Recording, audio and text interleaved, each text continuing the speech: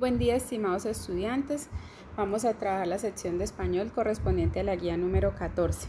La temática general es la aplicación del valor semántico de unas palabras a un contexto.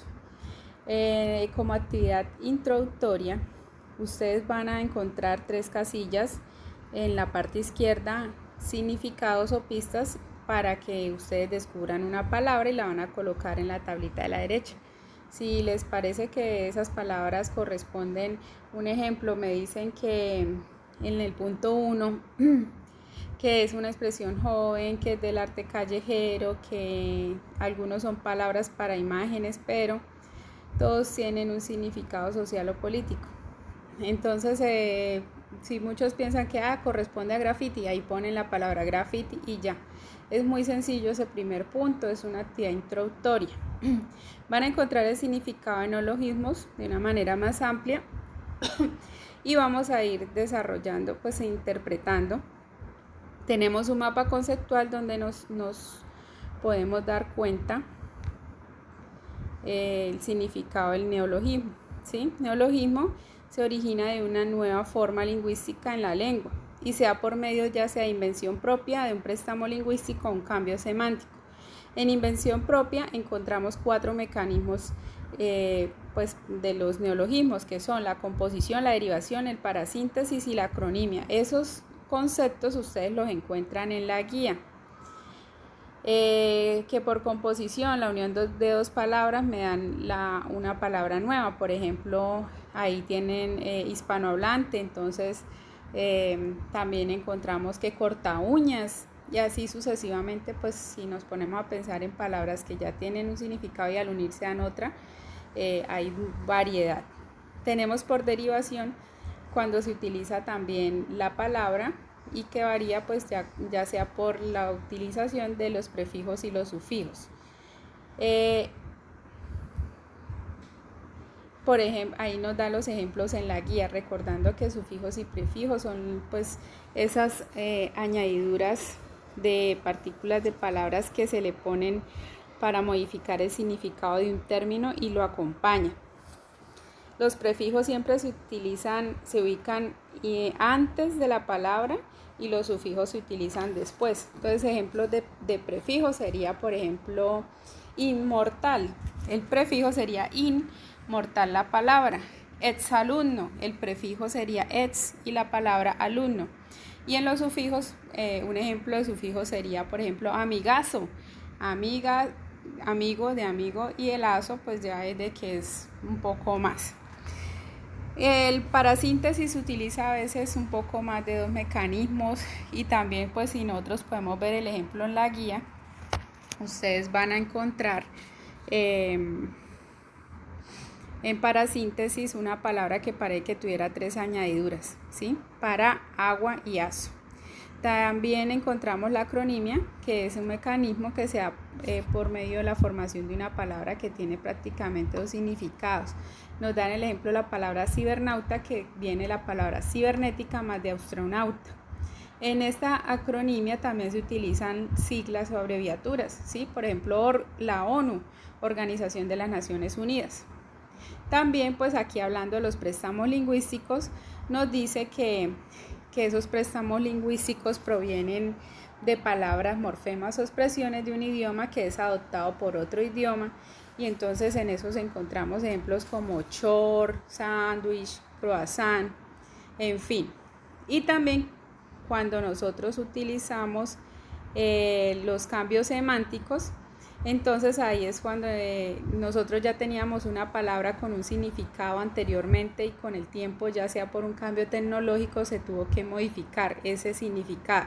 Por ejemplo, aquí nos hablan de la palabra muro, donde nos dice que el muro es una especie de pared, pero después del aparecimiento del Facebook, ya nosotros decimos que subimos cosas al muro de Facebook. Bueno, eso es en cuanto a las definiciones, ahí les queda pues todos los apuntes. Y ya empiezan a desarrollar. El punto 2 es unir las palabras de la izquierda con la derecha según las definiciones que ya fuimos dando. El punto 3 es ubicar en el cuadrito de abajo las palabras que se encuentran arriba también según las definiciones. Entonces ahí, por ejemplo, si tenemos un acrónimo, habíamos dicho que es sílabas o abreviaturas, ¿sí?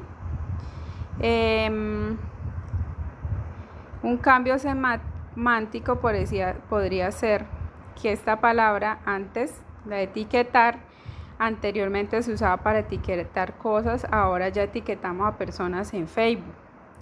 Cortafuegos, aquí encontramos dos palabras que forman una, entonces se da por un mecanismo de composición.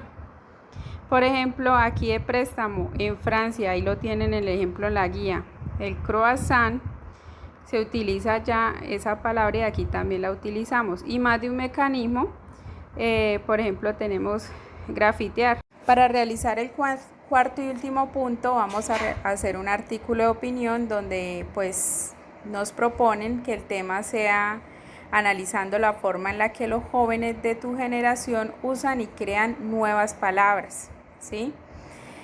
Entonces, pues la idea es que iniciemos realizando una lluvia de ideas. Vamos a seleccionar los posibles temas que podría cubrir tu artículo, vamos a investigar y pues a ver qué es lo que han dicho y pues la idea es profundizar esos conceptos. Para esa lluvia de ideas sería bueno que hagan un tipo de esquema donde ustedes vayan a ubicar y poner ideas principales, ¿sí? Aquí pues hay una propuesta de esquema. En la nubecita de arriba pues la idea es poner el tema del que va a tratar nuestro artículo y ya pues en la parte de abajo de la nubecita está la introducción. ¿Qué introducción le voy a dar a mi artículo? Tenemos 3 cuadritos que nos soporten las 3 primeras ideas principales y los 3 cuadritos de abajo ya nos darán las ideas de soporte. Por ejemplo, en una idea principal yo colocaría palabras utilizadas por los jóvenes que son de otros países, ¿sí? Entonces, debajito en ese soporte que investigué qué palabras se utilizan en otros países, que por ejemplo que el short, que el croissant, y si todavía se están utilizando. Y el último cuadrito nos muestra ya pues para poner la conclusión. Entonces ahí se colocarían algunas frases en que yo voy a decir, no tengo que siempre hacer todas las nubecitas, esos cuadritos así bonitos, sino que eso es como un esquema para que ustedes pongan las frases que les dé como esa idea que va a ir en mi texto. No simplemente que ustedes cojan una hoja y empiecen a escribir lo que se les ocurra sin haber pensado antes qué era lo que yo iba a escribir. Entonces pues ahí está ese cuadrito de sugerencia. Entonces después de esa lluvia de ideas vamos a hacer la preescritura, seleccionar esas ideas principales y de soporte de la actividad anterior y emplear esa escritura de su texto.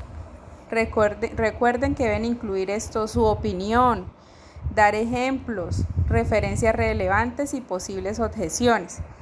Para este caso, pues aquí les presento con ejemplos. Un artículo debe llevar ejemplos. Ve, aquí en naranja aparece un ejemplo, ¿sí? Empiezo a hablar y ahí en medio del texto yo voy dando un ejemplo. Por ejemplo, aquí nos dicen que de los teléfonos con opciones básicas, y están soportando con ejemplos.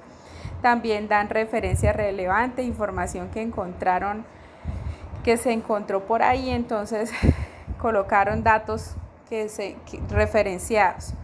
Mi opinión es importante en ese artículo, ¿sí? Aunque para muchos de nosotros son herramientas indispensables, entonces ahí yo voy diciendo, ¿sí? Aquí también ojalá pues ideas que me den objeción. Y aquí hay ejemplos, aquí hay un ejemplo de un texto, de un artículo. Aquí finalizan con la parte de la opinión, pero también pues está dando una conclusión, ¿sí? Después de la preescritura viene el paso 3, que es la producción de la primera versión.